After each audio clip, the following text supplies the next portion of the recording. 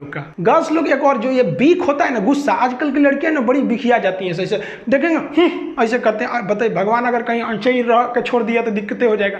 तो ऐसा बीख मत किया कीजिए। जिंदगी में जो इंसान अपनी जुबान पे कंट्रोल कर लिया ना कि हमको क्या बोलना है और गुस्सा पे कंट्रोल कर लिया ना, पूरी दुनिया को जीत सकता है। कभी भी शब्दों का इस्तेमाल सोच समझ के कीजिए। शब्द का इस्तेमाल भोजन की तरह होता है। जिस तरह से भोजन परोसने से पहले चख लेते हैं, वैसे ही आप लोग भी किसी से बिहेव करने से पहले एक बार उसको चख लिया कीजिए कि ये शब्द मेरे लिए अच्छे हैं कि नहीं। एक बार क्या था कि हम क्लास में पढ़ाते हैं, लड़कियां लेट हो जाती, जो लड़कियां देख रही हैं उनको पता होगा, अगर लड़की गलती से भी क्लास में लेट आई ना तो उसको बहुत बोलते थे हम।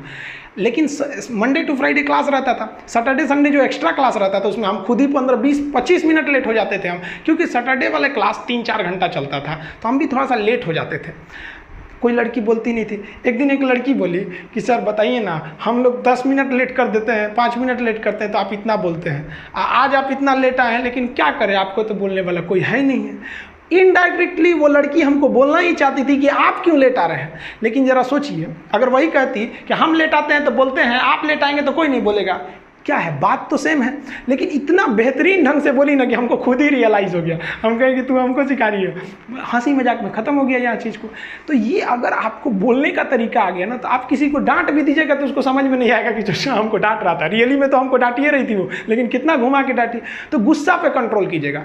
आप दुनिया में कभी किसी को खुश नहीं रख सकते हैं, और आप कितने बुलंदी पे चले जाएंगे ना, लोग आपको गाली देने वाले मिलेंगे ही। आप राष्ट्रपति से लेकर देखिए, आप नरेंद्र मोदी से तो बड़े नहीं ना हैं, प्रधानमंत्री, उनको भी आपको देखिएगा गाली देने वाले मिलेंगे सब। आपको हम अपना एग्जांपल देते हैं, हम इतना मेहनत से चाइना बॉर्डर पे क्या हो रहा है, कहाँ क्या हो रहा है, इतना बेहतरीन ढंग से आपको बता देते हैं कोई भी चीज़ को। अभी क्या किया, एक लड़का कमेंट किए, देखिए इनका कमेंट देखिए, हम जानबूझ के आपके सामने लाए, लिखे कि साले पैसे की फंडिंग करके तू पाकिस्तान को ट्रांसफ़र करेगा। आप जरा देखिए, ये भाई साहब को मेरे लिए कुछ नहीं पता है।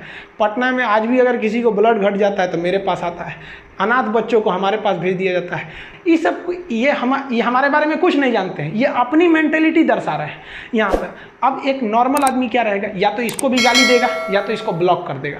हम ना इसको गाली दिए ना इसे ब्लॉक कर दिए। बताइए, आप 100% कभी किसी को सेटिस्फाई नहीं कर सकते। कुछ लोग ऐसे होते हैं जो केवल इसीलिए पैदा हुए हैं कि दूसरे चीज़ में कमियाँ निकालें। आप ताजमहल घूमने जाइएगा, वहाँ भी ताजमहल की लोग कमियाँ निकालेंगे, और वो लोग कमी निकालेंगे जिनका खुद का घर कुछ काम का नहीं है, वो लोग उसमें कमी निकाल देते हैं। और इस तरह के घटिया लोग 1 से 2% हैं, बाकी 98% लोग अच्छे हैं। लेकिन समस्या क्या है कि वो 98% लोग शांति से रहते हैं, और यही तो खचरई करते हैं, ये दिख जाते हैं तो हमें लगता है पूरी समाज खराब है। नहीं बाबू, ऐसे लोग केवल 2% है, और इन्हें कोई नहीं ठीक कर सकता है। ये लोग कभी नहीं सुधरेंगे।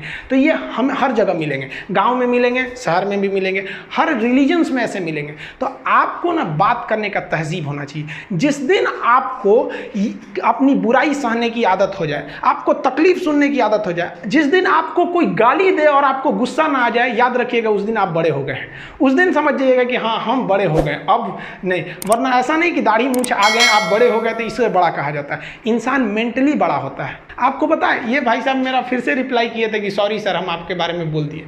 लेकिन अगर हम इसे गाली देते तो ये फिर पलट के गाली देता, क्योंकि शुरुआत में ही गाली दिया हुआ था। तो सत्य और अहिंसा का मार्ग आज भी जिंदा है, केवल अपने जुबान पे आप कंट्रोल रखें।